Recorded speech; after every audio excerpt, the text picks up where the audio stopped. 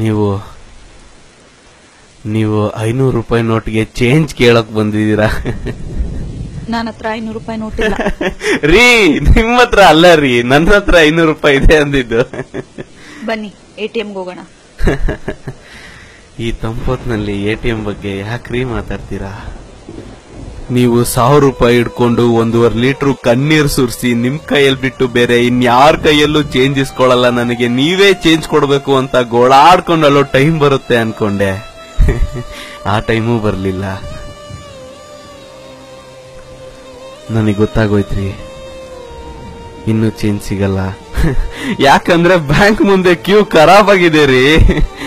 Change ಸಿಗದೆ ಇದ್ದಾಗ ಮನುಷ್ಯ ತಲೆ ಕೆರ್ಕೊಂಡು ತಲೆಯಲ್ಲಿ ಗಾಯ ಆಗಿ ಗಾಯಕ್ಕೆ ಸ್ವಿಚ್ ಹಾಕೋಕೆ ಡಾಕ್ಟ್ರು ಕೂಡ ಚೇಂಜ್ ಬೇಕು ಅಂತ ಕೇಳ್ತಾರ್ರಿ. ಅಂತದ್ರಲ್ಲಿ ನಮ್ ಜನ ಈ ಮನಿ ಮಷಿನ್, ಮನಿ ಪ್ಲಾಂಟ್, ATM ಅಂತಾರಲ್ಲ, ಅದರಲ್ಲಿ ಕಾರ್ಡ್ ಹಾಕಿ ಪರ ಪರ ಪರ ಅಂತ ಉಜ್ಜಾಡ್ಬಿಟ್ಟಿದ್ದಾರೆ ಕಣ್ರಿ. ನಾನ್ ಬರೋಷ್ಟೊತ್ತಿಗೆ ಮಷೀನೇ ಔಟ್ ಆಫ್ ಸರ್ವಿಸ್ ಆಗೋಯ್ತು. 100 ರೂಪಾಯಿ ಸಿಗ್ಲಿಲ್ಲ ಅಂತ ನನಗೇನ್ ಬೇಜಾರಿಲ್ಲ ರೀ. ನಿನ್ನೆ ನೀವು ನನಗೆ ಕೊಟ್ರಲ್ಲ 40 ರೂಪಾಯಿ, ಅಷ್ಟು ಸಾಕು. ಅದರಲ್ಲೇ ಟೀ ಬನ್ನು ಬಾಳೆಹಣ್ಣು ತಿನ್ಕೊಂಡು ಹೇಗೋ ಇನ್ನೊಂದೆರಡು ದಿನ ತಳ್ಳಾಕ್ತೀನಿ. ಥ್ಯಾಂಕ್ ಯು ರೀ ನಂದಿನಿ. 10 ರೂಪಾಯಲ್ಲೂ ಹೊಟ್ಟೆ ತುಂಬಿಸ್ಕೊಳ್ಬಹುದು ಅಂತ ಹೇಳ್ಕೊಟ್ಟಿದ್ದ ದೇವತೆ ನೀವು. ಈ 500 ರೂಪಾಯಿ ಮುರ್ಸಿ ಚೇಂಜ್ ಆಗೋವರೆಗೂ ನಿಮ್ಮ ಉಪಕಾರ ಮರೆಯಲ್ಲ ರೀ ನಾನು. ಮೋದಿ ಸಿಸ್ಟರ್ ರೀ ನೀವು.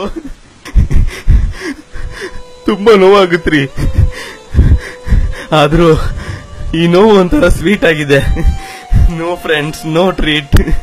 ಜೊತೆಗೆ 7 ರೂಪಾಯಿ ಮಜ್ಜಿಗೆ, ಮಸಾಲೆ ಮಜ್ಜಿಗೆ ಕೈಯಲ್ಲಿದ್ರೆ ದೂಸರ ಮ್ಯಾಟ್ರೇ ಇಲ್ಲ.